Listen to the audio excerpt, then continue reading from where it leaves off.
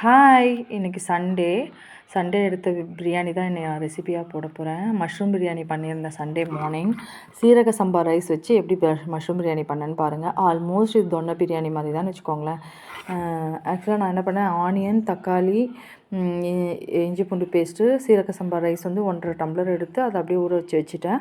Next வந்து புதினாவையும் ஒரு பச்சை மிளகாவை போட்டு நல்லா பேஸ்ட் பண்ணி கிரைண்ட் பண்ணி வச்சுக்கிட்டேன். நெக்ஸ்ட்டு நீங்கள் வந்து இந்த ஹோல் கரம் மசாலா நான் போட்டிருக்கேன் இல்லையா, இப்போ இந்த சோம்பு, பட்டை, லவங்கம் இதெல்லாம் வந்து கூட புதினாவில் சேர்த்து நீங்கள் அரைக்க தந்தால் அரைச்சிக்கலாம். நான் அது மாதிரி அரைக்க மாட்டேன், எனக்கு அது ரொம்ப காடாக தெரியும், ஒரு மாதிரி ரொம்ப காடியாக தெரியும்னு சொல்லிட்டு இந்த மாதிரி ஆயில் போட்டுட்டு கொஞ்சம் நெய் போட்டுக்கலாம். நான் நெய் போடல, அப்புறமா தான் போட்டேன். நெய் போட்டுட்டு ஆனியன் போட்டுட்டு நல்லா வதக்குங்க. நான் புதினாவை வந்து அரைச்சி வச்சுருக்கேன், அதனால் ஒரே ஒரு பச்சை மிளகாய் அதில் போட்டிருக்கேன். ஒரு பச்சை மிளகாவை புதினாவோடு சேர்த்து அரைச்சிட்டேன். அரைச்ச பேஸ்ட்டையும் சேர்த்து போட்டு நல்லா வதக்குங்க. இஞ்சி பூண்டு பேஸ்ட்டும் போட்டு நல்லா வதக்குங்க. நல்லா வதங்கணும். ஆனியன் வந்து நல்லா வதங்கிடணும். இந்த புதினா நம்ம பேஸ்ட்டு போடுறோம் இல்லையா, இது வந்து நல்லா ஆயில் பிரிஞ்சு வந்த உடனே நம்ம வந்து தக்காளி ஆட் பண்ணிக்கோங்க. தக்காளியும் நல்லா வேகட்டும். மஷ்ரூம் வந்து நான் நல்லா உப்பு போட்டு சால்ட்டு போட்டு நல்லா தேய்ச்சி கழுவி வாஷ் பண்ணி கட் பண்ணி வச்சுருக்கேன். ஒரு பாக்கெட் மஷ்ரூம் தான் எடுத்தேன். நான் வந்து 2 டம்ளர் வரலாம் போடலாம், நல்லாயிருக்கும், டேஸ்ட் ரொம்ப நல்லா என்ஹான்ஸ் பண்ணுவோம் சீரக சம்பா பிரியாணியோட. நான் 1.5 டம்ளர் தான் எடுத்தேன். மஷ்ரூம் இந்த மாதிரி வாஷ் பண்ணி வச்சுடுவேன். நான் எப்பயுமே சால்ட்டு போட்டு வாஷ் பண்ணுவேன். நீங்களும் அந்த மாதிரி ட்ரை பண்ணி பாருங்கள். அது மேலே இருக்க அழுக்கு எல்லாமே நல்லா க்ளீன் ஆகிடும். அதனால் மஷ்ரூமை போட்டு நல்லா வதக்குங்க. இந்த மாதிரி நல்லா வதங்கணுங்க. மஷ்ரூம் வந்து கொஞ்சம் தண்ணி விடும் பாருங்கள், நல்லா தண்ணி விடுற அளவுக்கு நல்லா வதக்குங்க.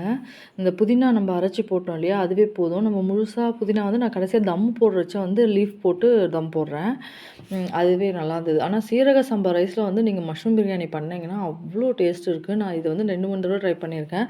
நெக்ஸ்ட்டு நீங்கள் வெஜிடபிள் பிரியாணியும் நீங்கள் பண்ணி பாருங்களேன், செம்ம டேஸ்ட் இருக்கும்.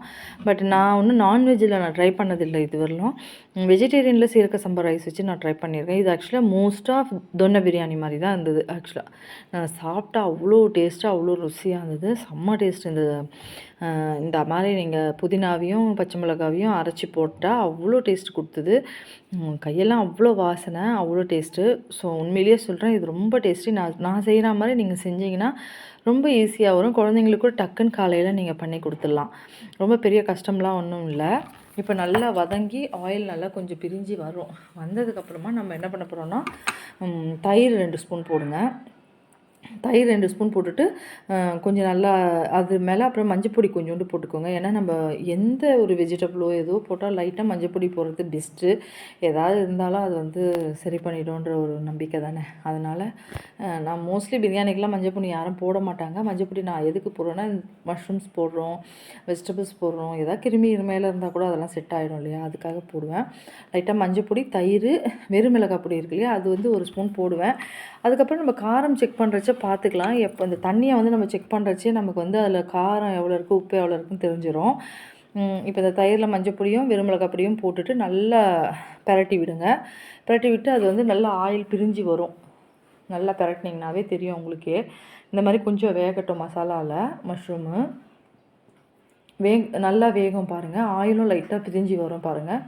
இந்த பிரிஞ்சு வர டைமில் நம்ம தண்ணி ஊற்றிடலாம். நான் சீரக சம்பா ரைஸை பொறுத்தவரையில் 1க்கு 2ன்ற கணக்கு தானே, அது மாதிரி நான் ஊற்றிட்டேன். 1.5 டம்ளருக்கு ஊற்றிட்டு உப்பு இப்போ செக் பண்ணிக்கோங்க. உப்பும் செக் பண்ணிக்கோங்க, காரம் செக் பண்ணிக்கோங்க. எனக்கு காரம் ரொம்ப கம்மியாக அந்த மாதிரி இருந்தது. சரி, பொடி கொஞ்சம் திருப்பி போட்டேன். இந்த டைமில் நீங்கள் எல்லாத்தையும் செக் பண்ணிக்கோங்க. எக் பாயில் பண்ணிட்டேன் இதுக்கு கூட.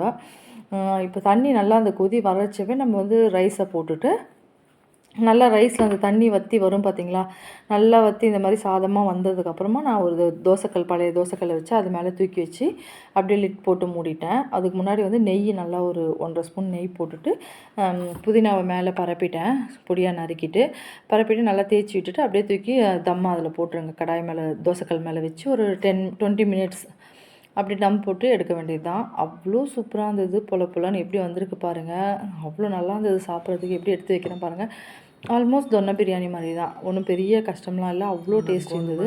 நீங்களும் இந்த மாதிரி ட்ரை பண்ணி பாருங்கள். பசங்களுக்குலாம் ஸ்கூலுக்கு கொடுத்துருக்கு ரொம்ப யூஸ்ஃபுல்லாக இருக்கும். ட்ரை பண்ணுங்கள். உங்களுக்கு பிடிச்சிருந்தால் லைக் பண்ணுங்கள், ஷேர் பண்ணுங்கள், சப்ஸ்கிரைப் பண்ணுங்கள், கமெண்ட் பண்ணுங்கள். தேங்க்யூ.